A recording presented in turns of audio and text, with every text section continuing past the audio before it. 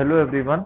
In this video, we'll do the daily current affairs analysis of the news items which were there in news on 2nd October 2021. So the topics which we will discuss are ethanol production. It is important for prelims and mains. We will discuss this. Next is the renunciation of Indian citizenship. What are the provisions regarding that? We will see. Next is the National Mission for Clean Ganga. What are the objectives of this? Which is the implementing agency? Significance of this mission, and how can it help the river Ganga to rejuvenate and overall help the economy and the livelihood of the people also who are depending on the Ganga river, and how can this scheme can be a role model for all the other major rivers like the Yamuna, Narmada, etc. Brahmaputra in India.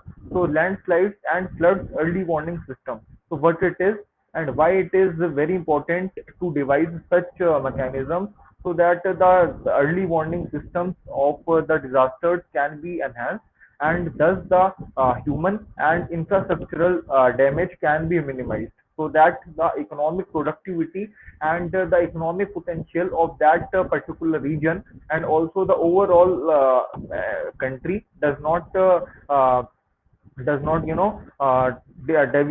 depreciate much. Okay, so next is the PM Poshan Shakti Nirman scheme. What is this scheme? We will study. Next is the Indo-US Defense Industrial Security Council. Okay, next is the meningitis. So first is ethanol production. It is important for GS paper 3. Topic is environment related issues. So why it is in news? Almost 2 million tons empty of sugar were diverted for ethanol production during the last sugar season, October 2020 to September 2021. About ethanol and its production. Ethanol can be produced from sugarcane, maize, wheat, etc., which are having high starch content. In India, ethanol is mainly produced from sugarcane molasses by fermentation process. Ethanol can be mixed with gasoline to form different blends. As the ethanol molecule contains oxygen, it allows the engine to more completely combust the fuel, resulting in fewer emissions and thereby reducing the occurrence of environmental pollution. Since ethanol is produced from plants that harness the power of the sun, ethanol is also considered as a renewable fuel, which will help ultimately India to fulfill its renewable energy targets. Okay, which is the 100 gigawatts of renewable energy to be produced by 2022.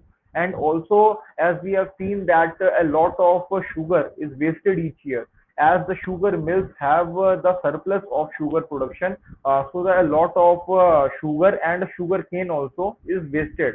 So if the sugar cane and the sugarcane molasses are used for ethanol production, then it will have multiple benefits. One, that if the ethanol blending in petrol and diesel is increased, so it will reduce the import of the petrol and diesel, fossil fuels import. So the Indian government is looking forward to this, so that the ethanol production can be enhanced, and the environmental as well as the economic benefits of this can be reaped, because if the import substitution is done, and if the fossil fuel import is reduced, so it will also help the environment, and it will also help India to reduce its import bills, and that money can be used for other productive issues. Okay, and also if ethanol blending is done, then sugarcane molasses can be used in that, which are otherwise being wasted each year. So the income of the farmers can also be enhanced. So the doubling, or the target of doubling farmers income by 2022, as recommended by the Dalwai committee, it can be boosted in this manner, because if the government or the farmers are depending on agriculture alone, then it is very important, when it is very very difficult, to double the farmers income. And hence the government is focusing a lot more on agriculture, and particularly the elite sectors of agriculture, like the dairy, like the food processing sector, like the ethanol production, like the fisheries. Okay, so that is why this news is very very important. It can be a potential question in mains also. The source of this news is the Hindu. Next is renunciation of Indian citizenship.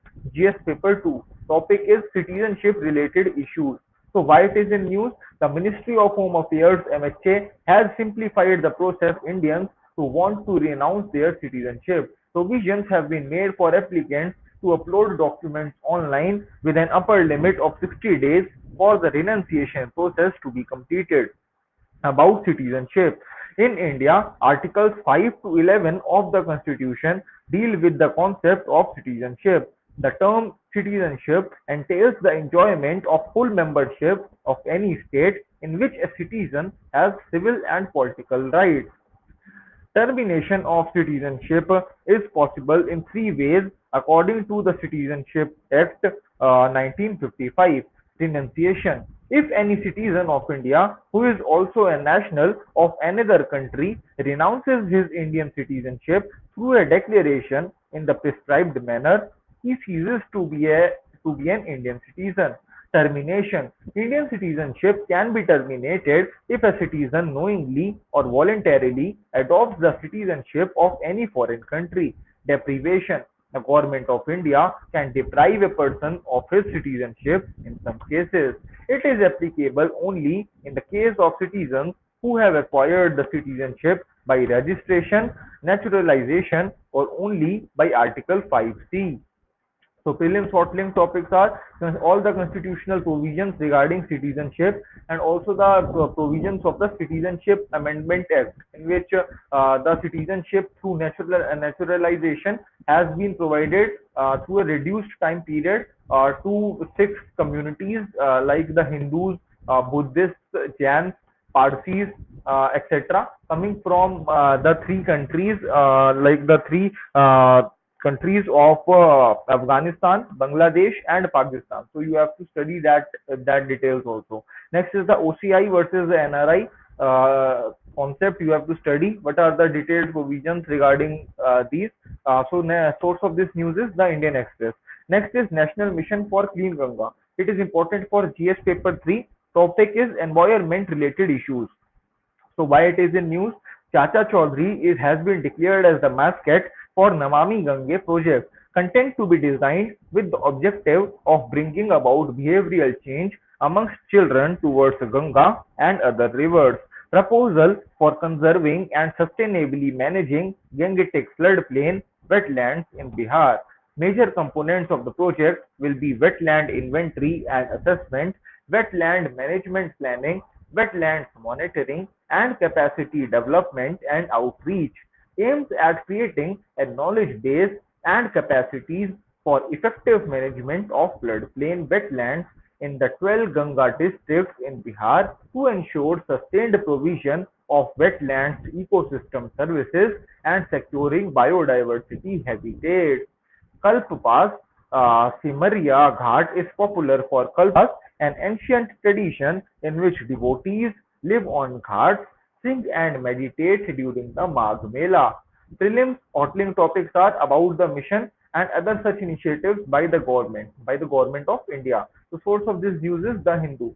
Next is landslides and floods early warning system. It is important for GS paper 3. Topic is disaster management. So why it is in news? CSIR, National Geophysical Research Institute (NGRI), has launched an environmental seismology group to develop a landslide and flood early warning system (EWS) for the Himalayan region based on real-time monitoring with dense seismological networks coupled with satellite data, numerical modeling, and geomorphic analysis. This would enable a crucial warning several hours prior, which will save precious human life and property in future during such events. Climate change, cause of landslides and floods. Landslides are common in India's northern Himalayan region, particularly in the current monsoon season when heavy rains lead to subsidence of earth and rocks. The situation is exacerbated by climate change, making the monsoon more erratic and melting glaciers higher in the mountains. Roads in the region are also often poorly maintained. About landslide and floods. A landslide is defined as the movement of a mass of rock, debris, or other down a slope. A high water level that overflows the natural banks along any portion of a stream is called a flood. Thus, floods are commonly associated with a stream or river. The National Geophysical Research Institute is a constituent research laboratory of the Council of Scientific and Industrial Research (CSIR). It was established in 1961 with the mission to carry out research in multidisciplinary areas of the highly complex structure and processes of the Earth system and its extensively interlinked subsystems. Prelim thought topics are about the landslides and floods, about the disaster management initiatives for such disasters. Source of this news is the Indian Express. Next is the PM Poshan Shakti Nirman Scheme. It is important for GS paper 2. Topic is policies and interventions of the government. So why it is in news? The existing midday meal scheme, which provides hot meals to students, has been renamed as the National Scheme for PM Poshan Shakti Nirman. Key propositions in the PM Poshan scheme: supplementary nutrition. Supplementary nutrition for children in aspirational districts and those with high prevalence of anemia. States to decide diet. It essentially does away with the restriction on the part of the center to provide funds only for wheat, rice, pulses, and vegetables.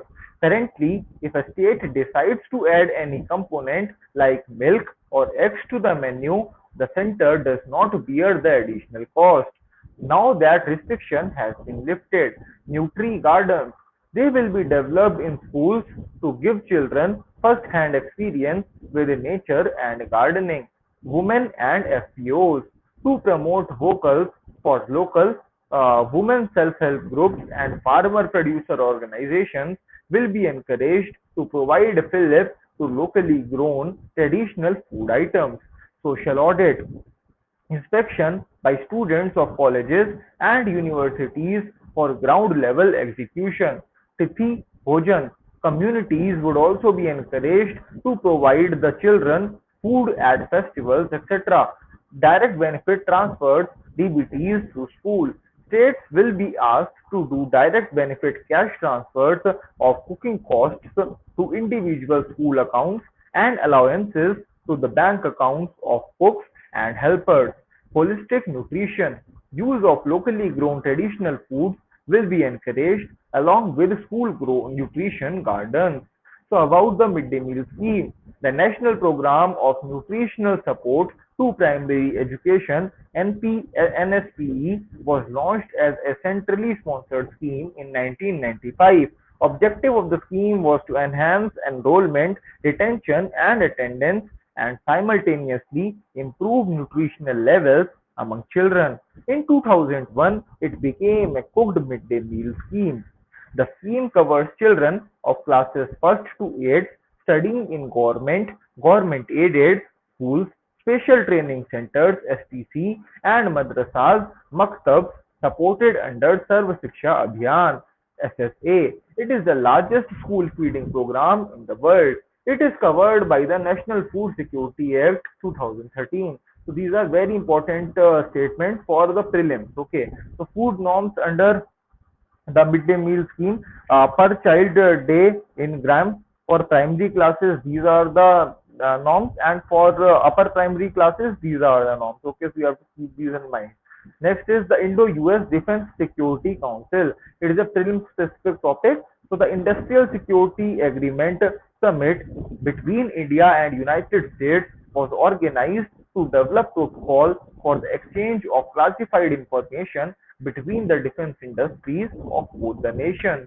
The ISA was signed in December 2019 to facilitate the exchange of classified information between the defense industries of both the countries. Create a roadmap for the implementation of the ISA. In principle agreement to establish Indo-US Industrial Security Joint Working Group to meet regularly to align policies for defense industries to collaborate on critical defense technologies. Meningitis. It is a prelim specific topic. The global roadmap to defeat meningitis by 2030 was recently released by the World Health Organization (WHO) and its partners. This is the first ever global strategy to defeat meningitis. It aims to eliminate epidemics of bacterial meningitis and to reduce deaths by 70% and half the number of cases.